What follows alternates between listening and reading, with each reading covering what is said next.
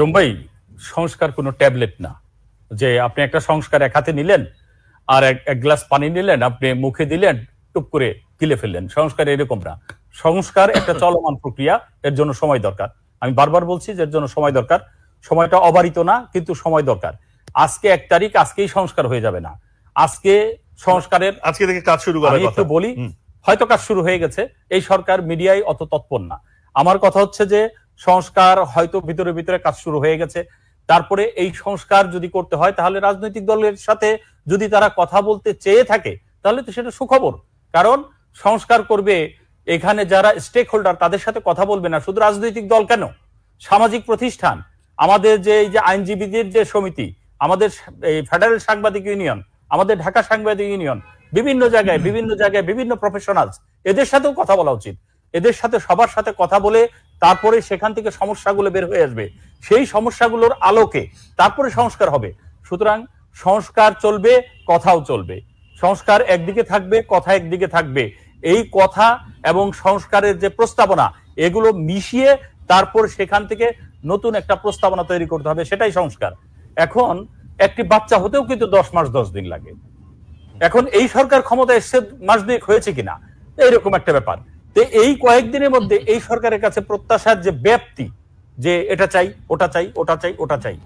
একটি সরকার এসছে, বসছে, বসার সাথে সাথে এই সরকারের অনেক লোক আছে, আমি তাদের সাথে একদম সবিনয়ে এবং সম্মানের সাথে বলতে চাই, এই সরকারের অনেক লোক আছে যাদের মধ্যে অ্যাডমিনিস্ট্রেটিভ ক্যাপাসিটিটা সেইভাবে গ্রো করার মতো কোনো সুযোগ তৈরি হয়নি। কেন? কারণ হচ্ছে যে একজন মানুষ আপনার তার সারা জীবনে অ্যাডমিনিস্ট্রেটিভ যে বডি, সেখানে তারা সংযুক্ত ছিলেন না। তাদের সততা আছে, তাদের আগ্রহ আছে, তাদের সুন্দর চিন্তা আছে, কিন্তু অ্যাডমিনিস্ট্রেটিভ যে সিস্টেম, কিন্তু একটু এই অ্যাডমিনিস্ট্রেটিভ সিস্টেমের সাথে তারা কিন্তু এখনো পাল্লা দিয়ে পেরে উঠছে না। কারণ আমি একজন উপদেষ্টার কথা সেদিন শুনেছি স্পষ্ট করে, তিনি বলেছেন যে আমি তো আসলে কাজ করতে চাই, কিন্তু আসলে এই কিভাবে কাজ করতে হবে এই জিনিসটা আমি পুরোপুরি জানি না। এখন ব্যাপারটা হচ্ছে যে এইটা একটা সরকার এসছে, এইরকম একটা বিপ্লবী সরকার, তারা কি করতে হবে? তারা এই বিপ্লবী সরকার এই সমস্ত অ্যাডমিনিস্ট্রেটিভ বডির সাথে তারা একটু রপ্ত হবে। এটার জন্য 60 দিন সময় বা এই 55 দিন সময় যথেষ্ট না।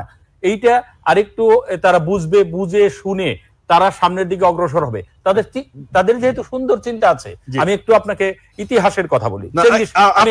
আপনার কথা প্রেক্ষিতে বলতে চাই যে আসলে কতদিন এক্সপেরিয়েন্সটা নিতে সময় লাগবে, আর যারা অনভিজ্ঞ তারা এই যদি সরকার যদি হয়ে থাকে, তাহলে সেই সরকার আদৌ করতে পারবে কিনা সে প্রশ্নটা তো করা যেতে পারে।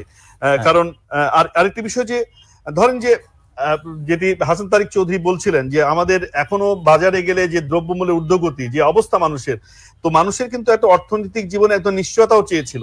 মানুষের দ্রব্যমূল্য কমবে, তাদের স্বস্তিতে থাকবে। আমরা দেখলাম যে ইলিশ মাছ যাবে না, কিন্তু ইলিশ মাছ গেল। ইলিশ মাছ না গেলেও দাম কমলো না। মরিচ, পেঁয়াজ, আলু, ডিমের দাম বাড়ছে, পেট্রোলের দাম কমলো কিন্তু ডিমের দাম বাড়ছে। এই নানা প্রশ্নগুলো আসছে। ফলে সেগুলো যদি স্বস্তি না আনা যায়, তাহলে সংস্কার কি আসলে সেই লক্ষ্যটা সফল হবে কিনা, মানে এটির জন্য আসলে কি করা দরকার? ভাইজান, বিজ্ঞ চোরের খনি থেকে সাধুর শূন্য বদনাও ভালো। মানে আপনি একটা চোরের বিশাল খনি যখন দেখবেন পাড়ায় পাড়ায়, মহল্লায় মহল্লায়, যখন চোরের খনিটার বিস্তার ঘটে, তখন সেখানে যদি আমরা একটা বদনা পাই যেটা কিছুই নাই, তাও ভালো। কেন? সেখানে সাধু কি করছে? শূন্য বদনা পেয়েছে, অর্থাৎ সেটা মাইনাস না, সেটা অন্তত শূন্য। শূন্যরও কিন্তু একটা দাম আছে, শূন্যরও দাম আছে, কারণ ওই শূন্য থেকে সে তার যাত্রাটাকে সামনের দিকে নিবে। আমার ব্যাপারটা হচ্ছে, আজকে যখন আমরা শুনি ভারতের একটি কোম্পানি আমাদের কাছে এত 1000 কোটি টাকার বিদ্যুৎ বিল পায়, আমরা যখন শুনি যে অমুক আছে তমুক আছে, আমরা যখন শুনি 60,000 কোটি, 36,000 কোটি, 30,000 কোটি টাকা বিদেশে পাচার হয়েছে, সেখানে আমাদের এই নতুন সরকার তারা যদি এখন একটি শূন্য বদনা নিয়ে বসে থাকে বা শূন্য পাতিল নিয়ে বসে থাকে, তারপরেও সেটা ভালো। কারণ তারা এখন পর্যন্ত নেগেটিভ কিছু করে নাই। আমাদের মাথায় তারা কিন্তু নতুন করে আরো ঋণের বোঝা বড় করছে না। আমরা যখন রিনিউয়েবল বড় করছে না কেন বলছেন? ডক্টর ইউনূস তো আমেরিকায় গেছেন, সেখানে প্রতিশ্রুতি নিয়ে এসেছেন, IMF বিভিন্ন দাতা সংস্থা, তিনি আরো $3 বিলিয়ন নিয়ে আসছেন, ফলে সেটি তো লোন আকারে আসছে। আমি আপনাকে বলি, ডক্টর ইউনূসের প্রতিনিধিত্ব করার জন্য আমি এখানে বসি নাই।